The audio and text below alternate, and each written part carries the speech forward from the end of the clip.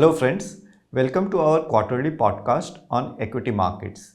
We will briefly discuss the key events for the last quarter and then we discuss about the important factors to look forward to in the near future. Lastly, we will talk about the market outlook and how we are positioned as a house. Talking of the quarter that just went by, of course it was an eventful quarter as world's largest democracy went to the polls. After two terms of clear mandates, we have once again moved to a coalition government, even though with the incumbent party being the dominant one. We witnessed high degree of volatility in the markets following the unprecedented difference between the exit polls and the actual results. The good news, however, is that the markets seem to have digested the outcome and nerves have settled. This quarter would also be remembered for a landmark that India reached. And no friends, I am not talking about the T20 World Cup win, which was of course a long awaited achievement. I am talking about the achievement in the debt market, where Indian bonds were included in the JP Morgan Emerging Market Bond Index. While Indian equities have already proven its mettle in global market with consistent outperformance, it is now time for our debt market to make its mark in global markets as well. To recap the market performance, NSE 100 index was up 9.1% during the quarter. Mid caps and small caps significantly outperformed with returns of 17.3% and 19.4% respectively. Not only that, Indian market once again outperformed broader global as well as emerging markets as measured by MSCI World Index and MSCI Emerging Market Index respectively. On sectoral basis, cyclicals like capital goods, metals and autos outperformed, while defensives like IT services and healthcare underperformed.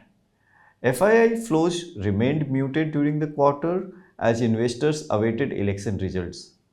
Domestic flows continued to remain buoyant and now on a calendar year basis, domestic flows have already exceeded the full year flows seen in 2023.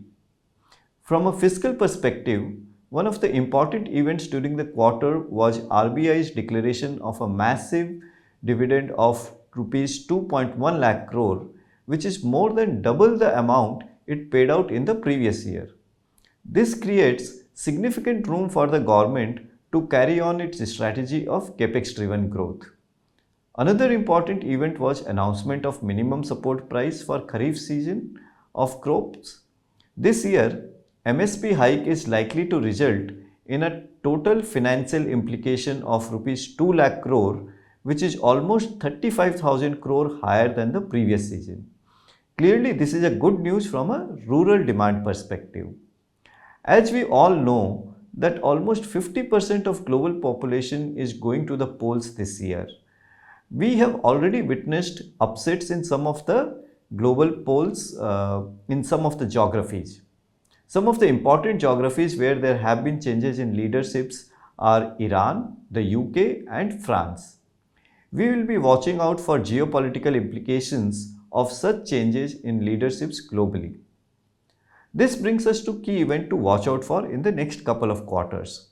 Of course, after India, the next most important polls to watch out for would be the US elections, which are scheduled to take place in the beginning of November. However, in the immediate term, markets would be looking out for the union budget. We do not expect any significant deviation from the earlier path of fiscal prudence combined with requisite government expenditure in strategic areas. On a seasonal basis, it is customary to talk about monsoons during this part of the year.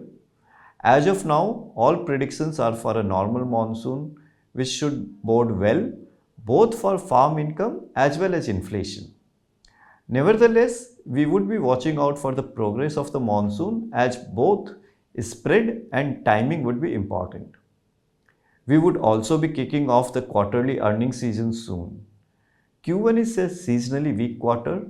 Consensus aggregate earnings are estimated to grow in early double digits after taking out the impact of oil PSU companies.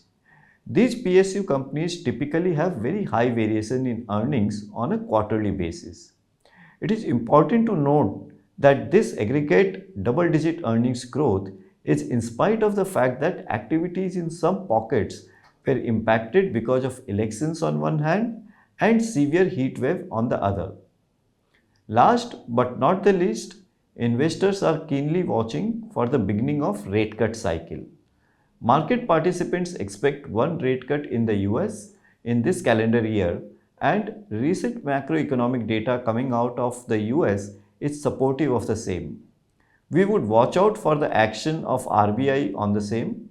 Needless to say, any rate cuts in India would be positive from a demand point of view. Coming to market outlook, the key question in every investor's mind is that as markets are making new highs, is the market getting overheated? When we look at the fundamental framework, we find that aggregate valuations are broadly in line with 10-year average. That said, there are pockets of exuberance as well as there are pockets of opportunity. Consequently, the current market condition is more amenable to bottom-up stock picking. Lastly, coming to market positioning, as discussed earlier, we are witnessing change in leaderships across multiple geographies, and the jury is still out on the leadership at the world's largest economy, the US. Hence, we believe that the external scenario would remain uncertain till clarity on geopolitical policies emerge. On the other hand, when we look at India, within general elections now over, our baseline assumption is that there is not going to be any material change in government's policy stance. This makes us more confident of the domestic sectors compared to external sectors. Within domestic sectors, we continue to like the three C's: consumption, capex, and credit. Consumption, particularly rural, is likely to see a revival following good monsoons and MSP increase. On capex front, while government is likely to keep spending on strategic areas like railways, defense, roads and ports, we expect private capex to pick up as well. Finally, as the twin cylinders of consumption and capex fire, it is expected to translate into healthy credit growth as well. So friends, as you can see, India as an economy is in a sweet spot at the current juncture, which is also reflected in the healthy returns in equity markets. We believe that both Indian economy and markets are likely to be one of the best performers over the better part of this decade. So keep investing and keep creating wealth. Thank you. Mutual fund investments are subject to market risks. Read all scheme-related documents carefully.